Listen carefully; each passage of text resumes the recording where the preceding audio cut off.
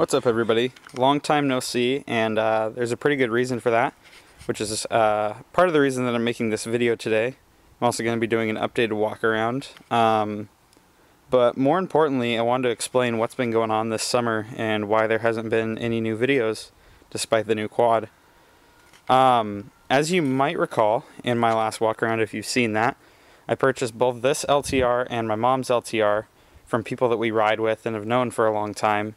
Just because I was tired of going through Craigslist and dealing with bad people and flakes and getting lied to. So we purchased the 07 first, and that's been a great bike. It had one little hiccup. A screw came loose in the shifting mechanism just because things rattle around in new motors and whatnot. And so that kind of locked up the shifting, but that got tightened back down, and that one's running great still.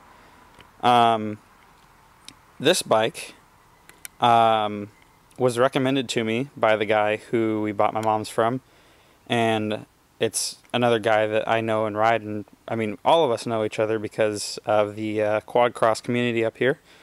So he recommended that I buy this one, and I obviously trusted the guy I was buying it from. When I purchased it, you might have known that I mentioned it had a brand new rebuilt motor, and that included a new transmission and a new top end with a higher compression piston. And in that walk around, the bike seemed to run pretty good for the most part, though it did run a little bit rough sounding, but I thought that was simply because of the higher compression piston. And then if you watched the GoPro video that came out shortly after that, in the last 30 seconds, I want to say, of that video, I pulled off the track at my house, and you see me looking down, and you can hear this really loud, obnoxious rattling noise. And quite honestly, I still can't tell you what was causing that. But at that point, I was just a little bit nervous about this thing. And being that I had a good, good friendship with the guy that we bought the other Lt-R from, and he does all of his own motor work and builds these things in between races constantly, I took it over to him and I just said, let's pull this thing apart because it just doesn't seem right. And there was a lot of stuff that didn't make sense, that, from wiring to, the strange noises it was making. And, so we pulled it apart, and I bought some piston rings for the piston and stuff like that so that we could just kind of freshen everything up and double check all that while we were in the motor. And now I'm going to open up my souvenir box and show you what we discovered. Where is this thing? These Cylinder Works boxes are really interesting for opening here. Okay. Oh, and I'll get to explain that later.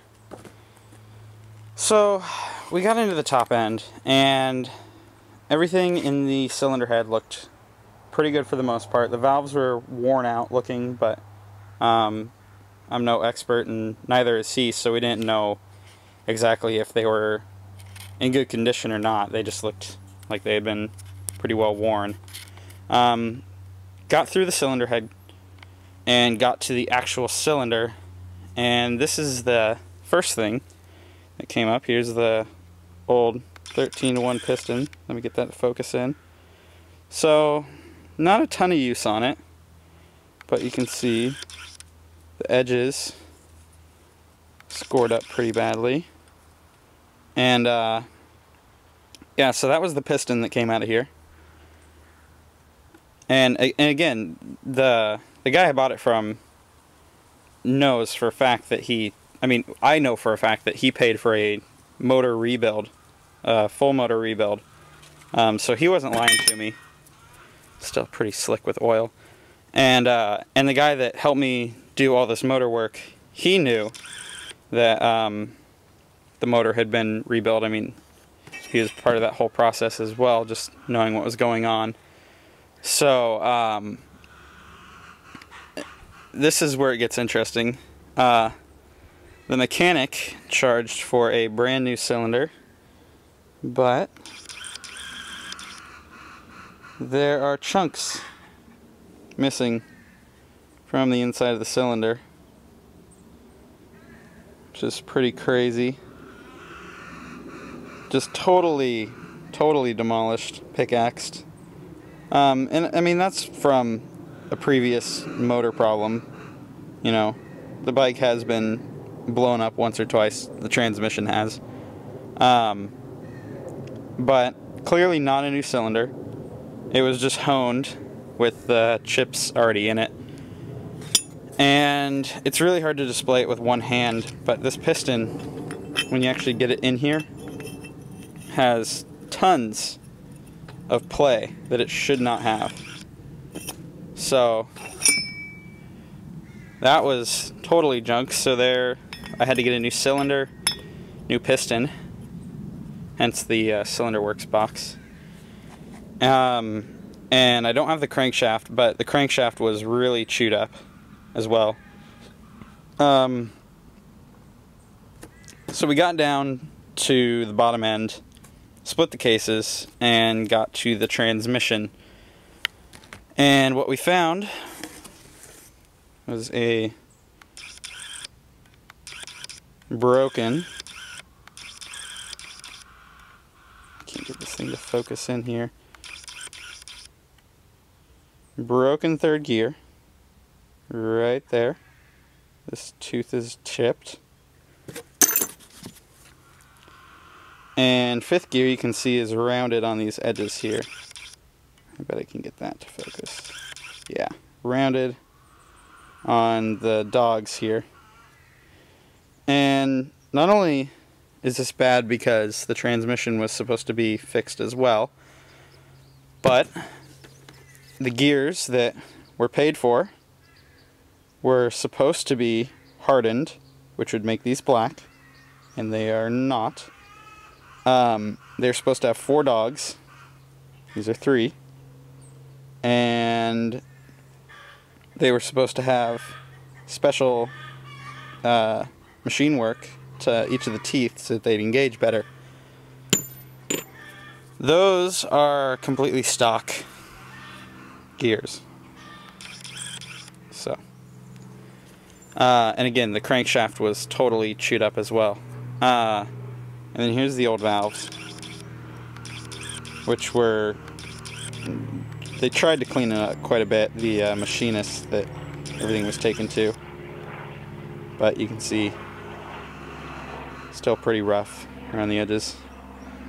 So my motor now has brand new 3rd and 5th drive gears, a brand new hot rods crankshaft, a brand new Cylinder Works stock bore cylinder with a 13:1 Vertex piston, brand new OEM valves, a brand new cam chain, let me think here. It's been ported and polished. The head was completely glass beaded. I mean, everything has just been totally redone top to bottom. The motor is brand new now, and with some help and guidance I managed to do it all on my own. I shouldn't say all on my own. I worked with Josh, who's the guy that helped me out and we got the other Lt-R from. But yeah, pretty cool, you know. I mean, it sucked, all the money that had to be spent and everything that had to be done, but the motor's totally fresh, totally new. I know everything that's inside of it, and if anything happens, I'll be able to do it again. The valves are in spec. I mean, everything's just dialed in, and that's obviously the upside to it. The downside is it took nearly a month to get it all figured out and whatnot, but yeah. So that being said, that basically explains what's been going on this summer, why there hasn't been any videos. Just got this thing back like a week ago, and I've been getting used to it because it rides like a totally different machine now. As you can see, this funky radiator hose came off. I got CV4 hoses on there. And I got these new Rinthal Moto handguards, which are pretty awesome. And then a new Wrath black front bumper just to go with the Wrath Nerf bars. Everything else is basically the same. The Yoshimura, we took the quiet core out so that I could get a spark arrestor in there. But right now I have nothing in there. Graphics are, of course, Chaos. Those are awesome. The Wrath Nerf bars are awesome. Same tires and wheels. Same Fox podium shock and linkage and all that. So I mean, not a ton different. I have new Streamline lock-on grips on the way just because I've safety wired these, I've glued them, and they still turn on me. So it's pretty obnoxious. The power commander is no more. That was causing a ton of idling problems. So got that moved over to a cherry bomb, which is hooked up down here. I don't know if you can see that. And precision stabilizer, the Precision Pro model. Got a new case saver on there. And took the excess plastic off that battery cover. Yeah, just a little info about this power commander. I know some people swear by having these tuners on here, but my motor's not really worked enough to justify that. And to be totally honest, it runs perfect with just the cherry bomb. It's not running lean, it's not running rich. And check the spark plug and everything. It runs flawlessly with this setup with the cherry bomb. Yeah, so that basically covers everything that's gone on with this thing. It's been totally torn down and put back together. And hopefully now I can get used to it and get some new videos out. And actually hang on to one of these bikes for a while. Kind of a cruddy situation, you know, but there's nothing anybody can do. It's just really, really cruddy mechanic, and there was tons of screws that were stripped in there. There was cross-threaded bolts. We found miscellaneous parts not even belonging to a Suzuki or belonging in a motor just floating around the bottom of the case. And there were no gaskets, it was just silicone, so complete nightmare. So now we're up and running good. Oh, and it's got a K&N filter, though I'd like to switch that over to a foam filter, but it's got an outer wears on it for the moment. So that basically covers everything. If you guys have any questions, let me know. While I'm still learning the ropes of the Suzuki, I'll probably post some review videos of products and stuff that I've purchased. I've got, you know, a new chest protector, new goggles, stuff like that. So stay tuned, and hopefully I'll have some new content for you guys soon. Thanks.